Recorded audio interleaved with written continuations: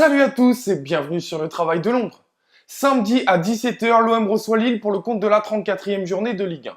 Évoquons donc ensemble mes 3 points d'avant-match.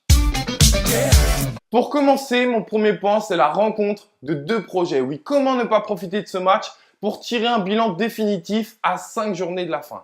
Alors attention, loin de moi l'envie de me réjouir de ce qui se passe à Lille, j'ai rien contre eux. Mais on va pas se mentir, ce qui me donne le sourire, c'est de voir à quel point les journalistes, les spécialistes se sont trompés à notre sujet. Parce que je vous rappelle que le projet lillois était un projet solide, avec un investisseur sérieux, un coach talentueux et un recrutement de pépites. Comparé à celui de l'OM qui était tout aussi ridicule que le nom qu'il portait, avec un recrutement de papy et un investisseur douteux.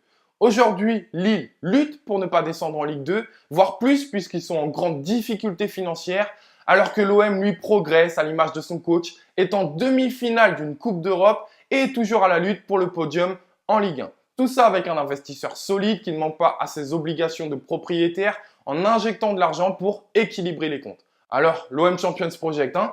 Pas si mal, non?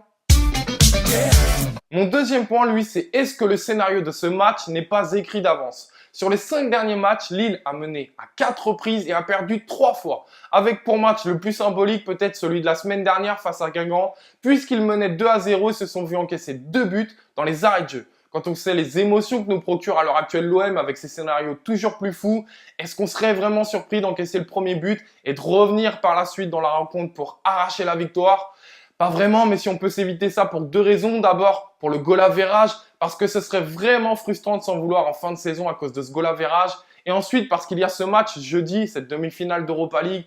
Alors si on peut éviter de puiser physiquement et nerveusement, ça serait vraiment intéressant. D'ailleurs, c'est un point que j'aurais pu évoquer. Attention à bien rester concentré sur ce match et à ne pas se projeter trop vite sur cette demi-finale européenne.